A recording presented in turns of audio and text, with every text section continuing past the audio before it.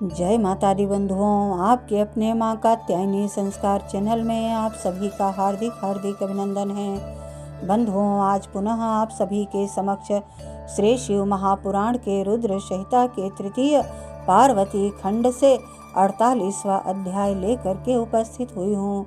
48वें अध्याय में शिव पार्वती के विवाह का आरंभ, हिमालय के द्वारा शिव के गोत्र के विषय में प्रश्न होने पर नारद जी के द्वारा उत्तर देना, हिमालय का कन्यादान करके शिव को दहेज देना तथा शिवा का अभिषेक आदि करने का वर्णन किया गया है। बंधुओं, मैं आप सभी के लिए यह प्रयास कर रही हूँ। यदि मेरा यह प्रयास, मेरा वीडियो अच्छा लगे तो प्लीज़ लाइक, शेयर व सब्सक्राइब अवश्य करें। धन्यवाद। जय माता दी बंधुओं। ओम नमः शिवाय। ओम गं गणपतये नमः। ब्रह्मा जी कहते हैं, नारद, इसी समय वहाँ गर्गाचार्य से प्रेरित हो मैना सहित हिमवान ने कन्यादान का कार्य आरंभ किया। उस समय वस्त्राभूषणों से विभूषित महाभागा मैना सोने का कलश लिए पति हिमवान के दाहिने भाग में बैठी। तत्पश्चात पुरोहित सहित हर्ष से भरे हुए शैलराज ने पाद्य आदि के द्वारा वर का पूजन करके वस्त्र, चंदन और आभूषणों के द्वारा उनका वरण किया। इसके बाद हिमाचल ने ब्राह्मणों से कहा, आप लोग तिथि आदि के कीर्तन पूर्वक कन्यादान के संकल्प वाक्य का प्रयोग बोलें। उसके लिए अवसर आ गया है। वे सब द्विश्रेष्ठ काल के ज्ञाता थे, अतः तथास्तु कहकर वे सब बड़ी प्रसन्नता के साथ तिथि आदि का कीर्तन करने लगे। तदंतर सुंदर लीला करने वाले परमेश्वर शंभु के द्वारा मन ही मन प्रेरित हो हिमाचल ने प्रसन्नता पूर्वक हंसकर उनसे कहा, शंभो, आप अपने गोत्र का परिचय दें, प्रवर, कुल, नाम, वेद और शाखा का प्रतिपादन करें। अब अधिक समय न बिताएं। हिमाचल की बात सुनकर भगवान शंकर सुमुख होकर भी विमुख हो गए, असोचनीय होकर भी तत्काल सोचनीय अवस्था में पड़ गए। उस समय श्रेष्ठ देवताओं, मुनियों, गंधर्वों, यक्षों और सिद्धों ने देखा कि भगवान शिव के मुख से कोई उत्तर नहीं निकल रहा है। नारद, यह देखकर तुम हंसने लगे और महेश्वर का मन ही मन स्मरण करके गिरिराज से यो बोले। नारद ने कहा, पर्वतराज, तुम मूढ़ता के वशीभूत होकर कुछ भी नहीं जानते। महेश्वर से क्या कहना चाहिए और क्या नहीं, इसका तुम्हें पता नहीं है। वास्तव में तुम बड़े बहिर्मुख हो। तुमने इस समय साक्षात हर से उनका गोत्र पूछा है और उसे बताने के लिए उन्हें प्रेरित किया है। तुम्हारी यह बात अत्यंत उपहासजनक है। पर्वतराज, इनके गोत्र, कुल और नाम को तो विष्णु आदि ब्रह्मा भी नहीं जानते, फिर दूसरों की क्या चर्चा है। शैलराज, जिनके एक दिन में करोड़ों ब्रह्माओं का लय होता है, उन्हीं भगवान शंकर को तुमने आज काली के तपोबल से प्रत्यक्ष देखा है। इनका कोई रूप नहीं है। ये प्रकृति से परे निर्गुण पर ब्रह्म परमात्मा है, निराकार, निर्विकार, मायाधीश एवं परात्पर हैं। गोत्र, कुल और नाम से रहित स्वतंत्र परमेश्वर हैं। साथ ही अपने भक्तों के प्रति बड़े दयालु हैं। भक्तों की इच्छा से ही ये निर्गुण और सगुण हो जाते हैं। निराकार होते हुए भी सुंदर शरीर धारण कर लेते हैं और अनामा होकर भी बहुत से नाम वाले हो जाते हैं। ये गोत्रहीन होकर भी उत्तम गोत्र वाले हैं, कुलहीन होकर भी कुलीन हैं। पार्वती की तपस्या से ही ये आज तुम्हारे जामाता बन गए हैं, इसमें संशय नहीं है। गिरिश्रेष्ठ, इन लीला बिहारी परमेश्वर ने चराचर जगत को मुंह में डाल रखा है। कोई कितना ही बुद्धिमान क्यों न हो, वह भगवान शिव को अच्छी तरह नहीं जानता। ब्रह्मा जी कहते हैं, मुने, ऐसा कहकर शिव की इच्छा से कार्य करने वाले तुझ ज्ञानी देवर्षि ने शैलराज को अपनी वाणी से हर्ष प्रदान करते हुए फिर इस प्रकार उत्तर दिया। नारद बोले, शिवा को जन्म देने वाले तात महाशैल, मेरी बात सुनो और उसे सुनकर अपनी पुत्री शंकर जी के हाथ में दे दो। लीला पूर्वक रूप धारण करने वाले सगुण महेश्वर का गोत्र और कुल केवल नाद ही है। इस बात को अच्छी तरह समझ लो। शिव नादमय हैं और नाद शिवमय है, यह सर्वथा सच्ची बात है। नाद और शिव इन दोनों में कोई अंतर नहीं है।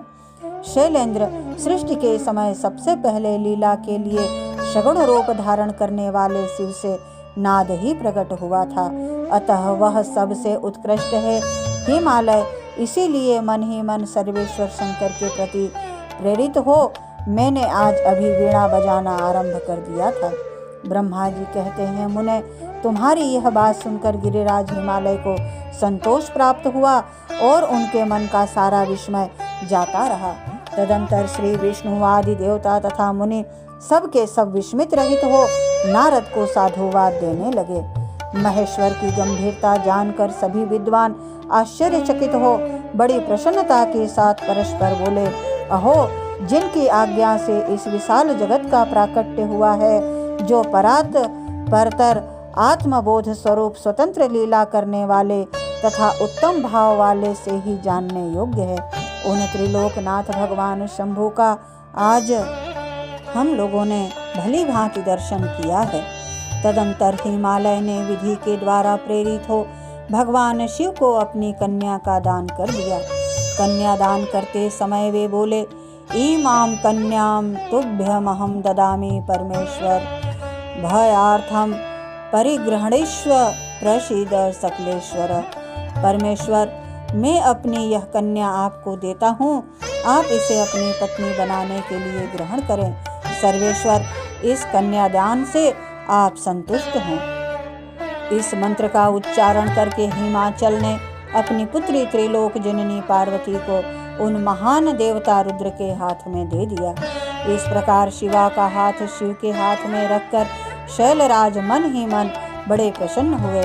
उस समय वे अपने मनोरथ को महासागर को पार कर गए। परमेश्वर महादेव जी ने प्रसन्न हो वेद मंत्र के उच्चारण पूर्वक गिरिजा के कर कमल को शीघ्र ही अपने हाथ में ले लिया। मुने लोकाचार के पालन की आवश्यकता को दिखाते हुए उन भगवान शंकर ने पृथ्वी का स्पर्श करके को अदात इत्यादि रूप से काम संबंधी मंत्र का पाठ किया। उस समय वहाँ सब और महान आनंददायक महोत्सव होने लगा। पृथ्वी पर, अंतरिक्ष में तथा स्वर्ग में भी जय जयकार का शब्द गूंजने लगा। सब लोग अत्यंत हर्ष से भरकर साधुवाद देने लगे और नमस्कार करने लगे। गंधर्व गण प्रेम पूर्वक गाने गाने लगे और अप्सराएं नृत्य करने लगी। हिमाचल के नगर के लोग अब भी अपने मन में परम आनंद का अनुभव करने लगे।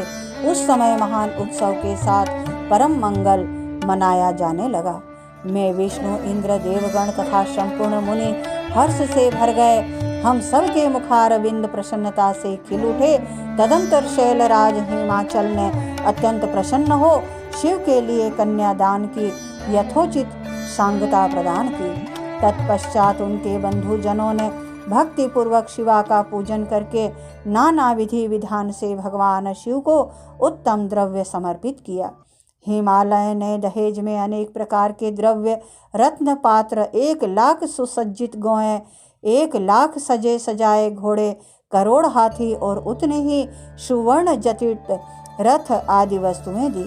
इस प्रकार परमात्मा शिव को विधि पूर्वक अपनी पुत्री कल्याणमयी पार्वती का दान करके हिमालय कृतार्थ हो गए।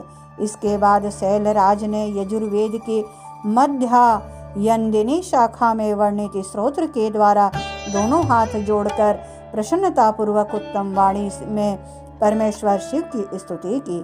तत्पश्चात वेद वेत्ता हिमाचल के आज्ञा देने पर मुनियों ने बड़े उत्साह के साथ शिवा के सिर पर अभिषेक किया और महादेव जी का नाम लेकर उस अभिषेक की विधि पूरी की।